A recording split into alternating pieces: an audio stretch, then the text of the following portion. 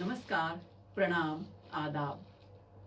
कोविड-19 के प्रादुर्भाव की वजह से आज विद्यार्थी शाला में प्रत्यक्ष अध्ययन अनुभव लेने से वंचित हैं।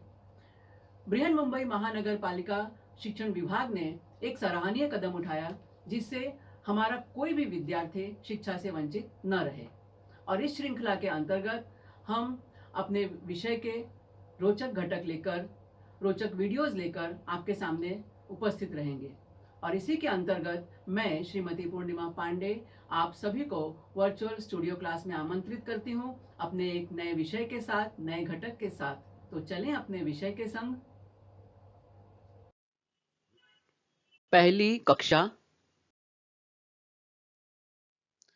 हिंदी बाल भारती।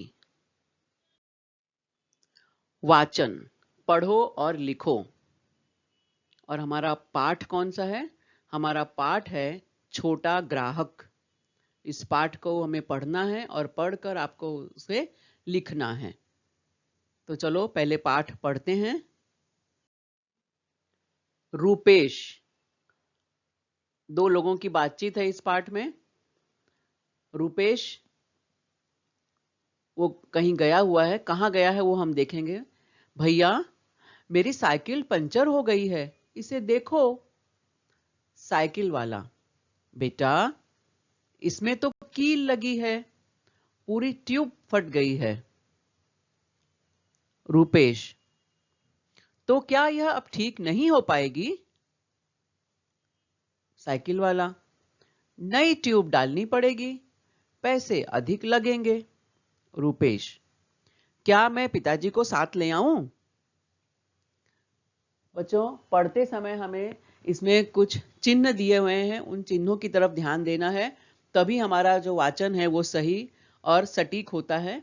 जैसे भैया के बाद जो ये जो चिन्ह दिया हुआ है, इसे हम कहते हैं एक्सक्लामेशन मार्क अंग्रेजी में, और हिंदी में कहते हैं इसे उद्गारवाचक चिन्ह। तो इसके बाद भैया, यहाँ के इसका चिन्ह दिया है, तो इसके बाद हमें थोड़ा सा रुकना है। भैया, मेरी साइकिल पंचर हो गई है। इसके बाद जो ये चिन्ह दिया है इसे हम कहते हैं पूर्ण विराम। इसका मतलब यहाँ वाक्य पूरा हो गया है, तो हमें ये थोड़ा सा यहाँ पे रुकना है। इसे देखो, फिर ये पूर्ण विराम का चिन्ह दिया है। पूर्ण विराम है मतलब हमारा वाक्य कंप्लीट है। फिर यहाँ हम देख रहे हैं बेटा, और इसके शब्द के बाद जो छोटा सा चिन्ह दिया है इसे हम कहते हैं अल्प विराम या कॉमा। बेटा, तब कॉमा का मतलब क्या है? अल्प विराम। अल्प विराम मतलब थोड़ी देर के लिए रुकना। अब थोड़ी देर के लिए रुकना है, इसका मतलब नहीं कि हम थोड़ी देर के लिए रुक गए 2 सेकंड के लिए फिर पढ़ेंगे। मैं अभी फिर से पढ़ूंगी तो आप ध्यान दीजिएगा कि इन चिन्हों के उपयोग के द्वारा हम किस तरह से सही सही पढ़ सकते हैं। अब यहां पर एक चिन्ह दिया हुआ है, यह है प्रश्नवाचक चिन्ह। इसका मतलब कि इसके इस चिन्ह के पहले जो भी वाक्य है वो प्रश्न के रूप में आया हुआ है। अब मैं फिर से एक बार पढ़ती हूं, आप जरा ध्यान दीजिएगा। भैया, मेरी साइकिल पंचर हो गई है, इसे देखो।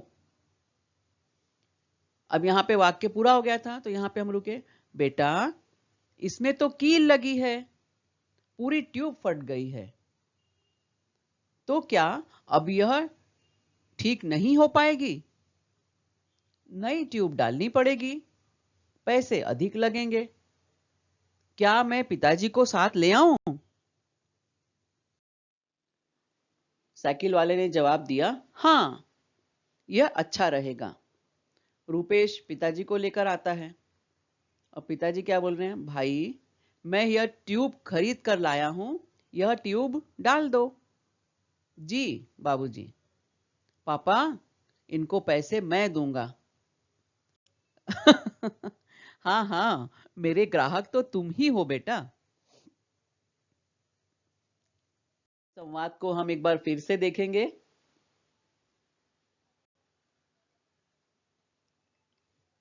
गांव का एक घर, कितना सुंदर साफ सुथरा घर है। इसी घर में रूपेश रहता है, और रूपेश की साइकिल भी यहां खड़ी है। और ये है गांव की साइकिल की छोटी सी दुकान, जहां साइकिल बिकती भी है और साइकिल को रिपेयर भी किया जाता है, ठीक भी किया जाता है। अब एक बार ऐसा हुआ कि रूपेश की साइकिल खराब हो गई। रुपेश साइकिल वाले के पास गया और साइकिल वाले से बोला, भैया मेरी साइकिल पंचर हो गई है, इसे देखो ना। साइकिल वाले ने क्या किया? साइकिल वाले ने साइकिल देखी और कहा, बेटा इसमें तो कील लगी है, पूरी ट्यूब फट गई है। अब रुपेश को टेंशन हो गया।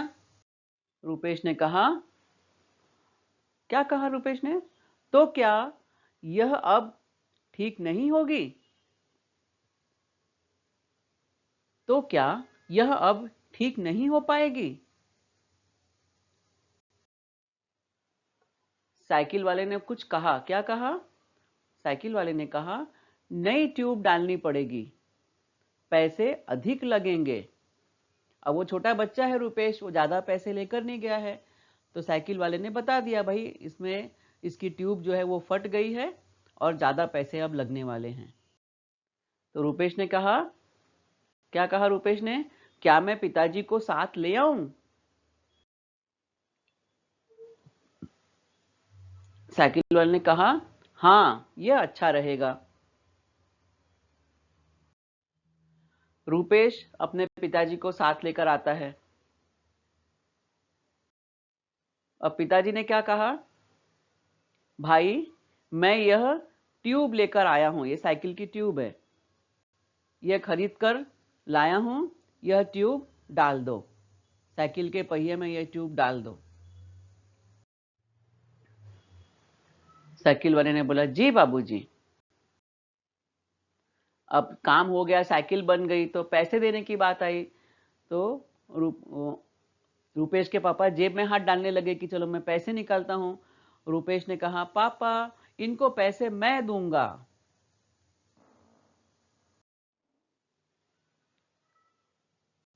हाँ हाँ, मेरे ग्राहक तो तुम ही हो बेटा। अभी हमने इस पाठ में रुपेश और रुपेश के पापा और साइकिल वाले, इन तीन लोगों के बीच में होने वाली बातचीत को पढ़ा और अभी आपने सुना भी। अब रुपेश के पास जो साइकिल थी, ऐसी साइकिल तो आप सबने भी देखी होगी, है ना? सभी ने देखी होगी, शहर में, गांव में, हर जगह साइकिल का उपयोग होता है और आप सबने ये साइकिल देखी है।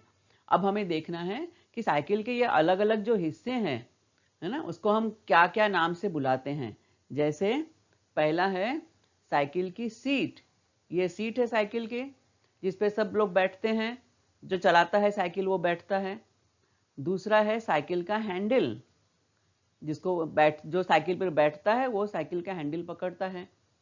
फिर ये है साइकिल की घंटी, रास्ते में साइकिल चलाते समय यदि कोई आगे आ रहा है या रास्ते में कुछ लोग उसके आगे चल रहे हैं तो घंटी बजाकर उन्हें सूचना दी जाती है कि भाई पीछे साइकिल आ रही है, आप लोग सामने से हटें। ये है साइकिल का ब्रेक, इमरजेंसी में कुछ इमरजेंसी होने पे ब्रेक दबाते हैं तो साइकिल रुक जाती है। ये तो साइकिल का पहिया है, टायर है, और ये इसकी तीली है, आपने देखी होगी। ये साइकिल में एक जगह ऐसा छोटा सा एक गुंडी जैसी बनी होती है, इसे कहते हैं छुच्छी। जब साइकिल के इस पहिए से हवा निकल जाती है तो इसी में ट्यूब लगाकर, इसी में और वो पंप लगाकर हवा भरी जाती है, इसे कहते हैं छुच्छी। फिर ये है साइकिल चलाने के लिए उपयोग में आने वाला पैडल, ये पांव से पैडल मारते हैं तब साइकिल आगे की तरफ चलती है। और ये साइकिल के चेन, और ये साइकिल के तीली जिसमें लगी रहती है, पहिए के अंदर आधार देने के लिए एक लोहे का एक सर्कल रहता है, गोला सा लगा रहता है, इसे हम कहते हैं रिम, इसी में ये जो तीली जो है फिट होती है। और ये है साइकिल का टायर या साइकिल का पहिया। तो ये साइकिल के अलग अलग भाग हैं, जब तक ये सारे हिस्से नहीं मिलते पूरी साइकिल नहीं बन सकती। अब खाली हैंडल किसी ने लाके दे दिया तो क्या वो साइकिल होगी? क्या किसी ने कहीं खाली सीट लाके दे दी हमें तो क्या वो साइकिल बनेगी? क्या नहीं। जब तक ये सारे हिस्से नहीं बने, इकट्ठा होंगे, जब तक इनको जोड़ा नहीं जाएगा, तब तक ये साइकिल नहीं बन सकती। तो एकता में बल होता है जब सब चीजें मिल जाती हैं, तो ये एक व्हीकल बन जाता है, एक स्थान से दूसरे स्थान पर जाने के लिए एक साधन बन जाता है। यह वीडियो देखा, सुना और समझा। मुझे पूरा विश्वास है कि यह वीडियो आपको पसंद आया है। इसे अधिकाधिक देखें, लाइक करें, सब्सक्राइब करें, अपने साथियों के साथ शेयर भी करें। आपके सुझाव और आपके कमेंट्स नीचे कमेंट्स बॉक्स में अपेक्षित हैं। कृपया हमें इनसे जरूर अवगत कराएं। तो मिलते हैं अगले वीडियो में किसी नए विषय के साथ, किसी नए घटक के साथ। तब तक धन्यवाद।